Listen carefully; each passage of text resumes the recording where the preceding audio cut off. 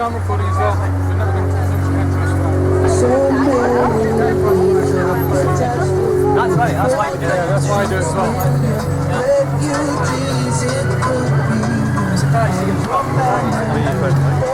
Remember the leads that you went to that?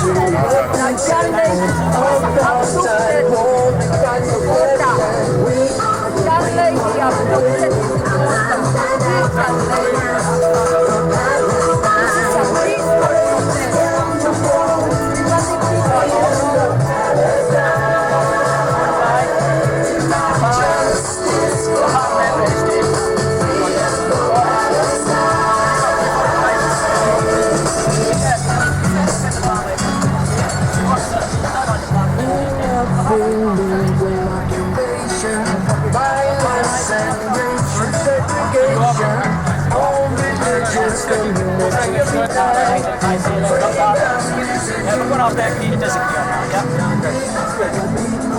And if it causes an obstruction, you will be moved on, alright?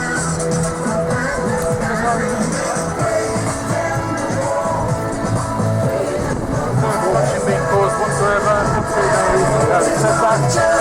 Anyway, far the police being complete idiots.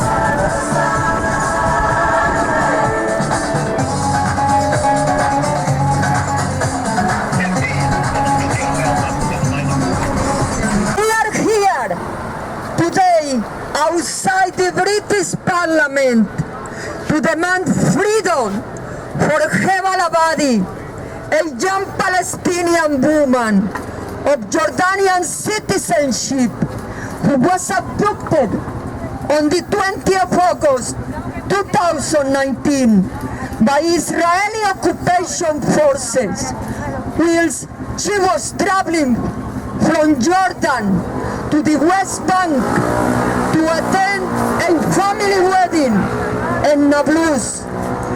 Heba Labadi was stripped of her clothes as soon as she was arrested, handcuffed, blindfolded, and leg changed before they moved to the Pita Tikva interrogation center. There she was horrifically tortured, both physically and psychologically. She was interrogated for 35 days.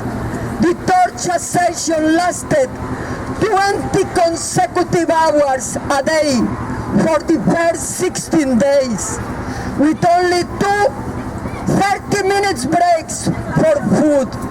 They shackling her hands and legs to a small chair and position her body to slant forward so that she cannot sit in a stable position. These stress positions are designed to cause maximum pain. Many detainees have never recovered from this form of torture.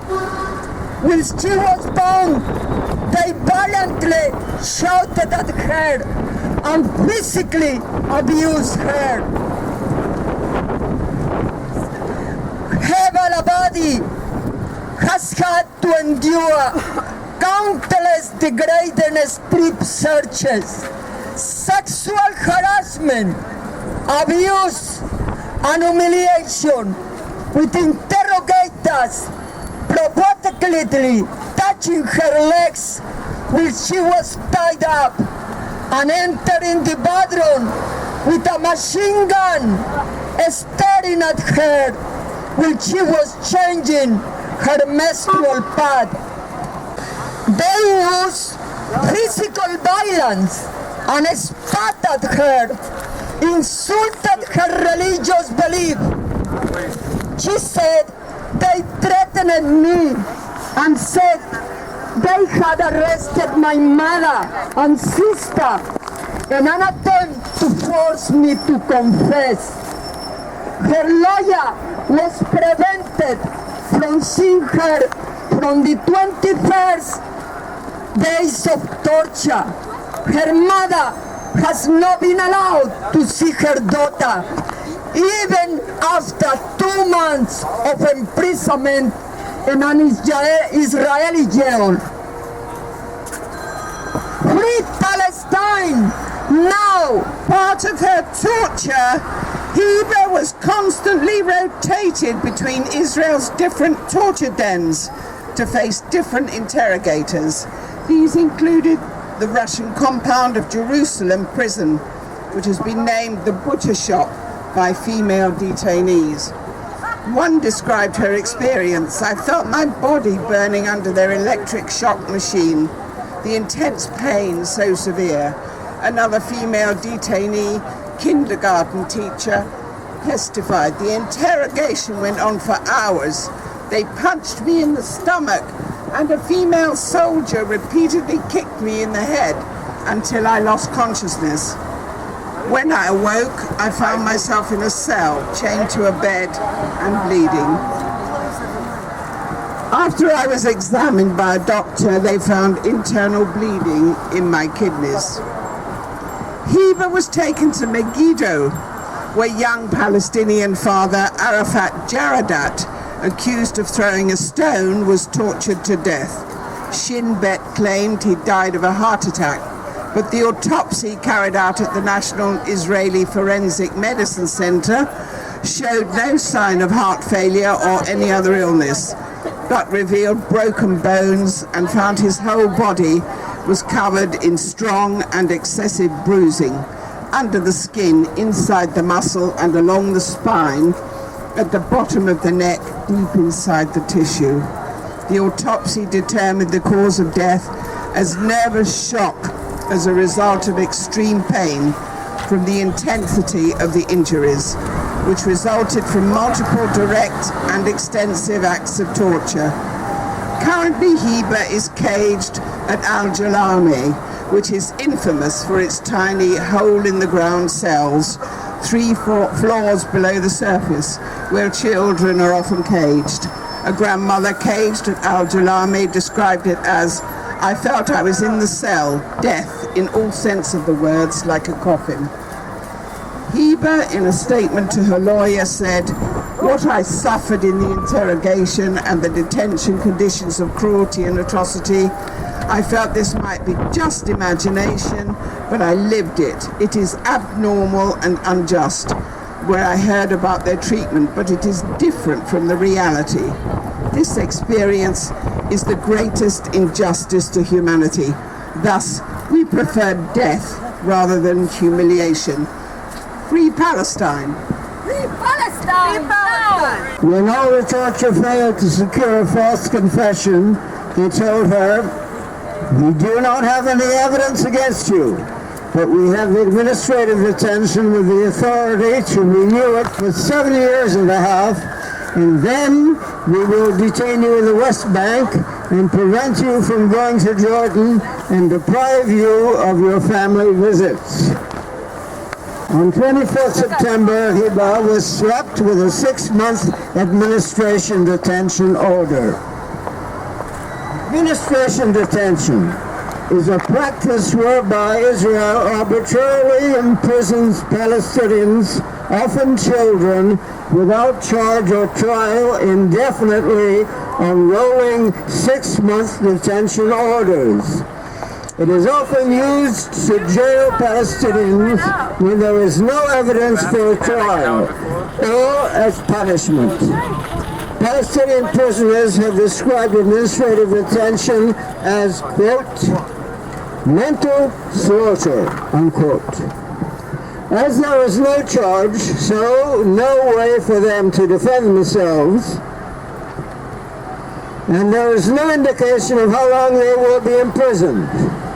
as they complete one 6-month detention order and get ready to leave the prison with their family waiting at the gates, another detention order may be issued. Some prisoners have been unrolling administrative detention orders on and off for 11 years.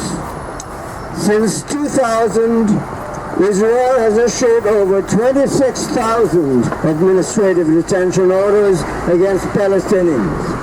In May 2016, the United Nations Committee Against Torture demanded Israel end its practices of administrative detention. Today, well over 400 Palestinians, including children, are caged under administration detention orders. 2 days after receiving the 6 months administrative detention order, on 26 September, Heba started her hunger strike to protest her unjust treatment. Today is day 30th of her hunger strike. After 20 days of hunger strike, she had already lost nearly 10 kg in weight, and now after 2 months, her health condition is very precarious. Having depleted the body's glucose and processed her body fat into energy, her body has entered starvation mode, whereby the body mines the muscles and vital organs for energy. This is life-threatening. Last week, after our visit, her lawyer reported that Heba is suffering severe heart problems, dizziness, and difficulty speaking with significant weight loss. As punishment for her hunger strike, Heba has been moved to Israel's notorious Al-Jalem dungeon and caged in isolation in a tiny damp underground cell infested with cockroaches, no furniture, empty apart from a filthy sheet. 4 cameras spying on her at all times. She is still in the same clothes from over a month ago. Despite all the pressure to end the hunger strike, Heba is defiant. She insists, "I will continue until the end of administrative detention or I shall die." When governments don't act, it is left to ordinary people like you, us and me to do something. It's our responsibility to put pressure on governments. We are here to ask your help in helping save Heba's life.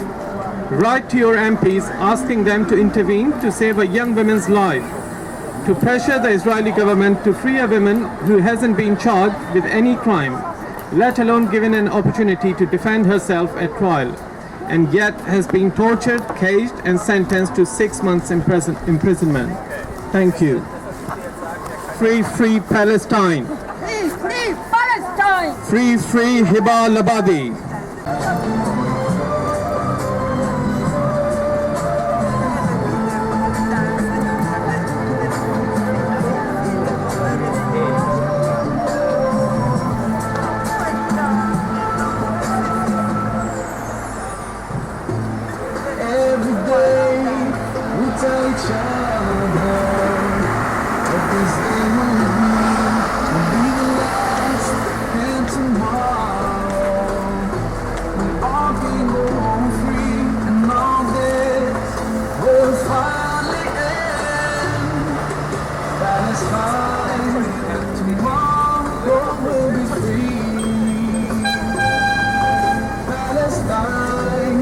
Tomorrow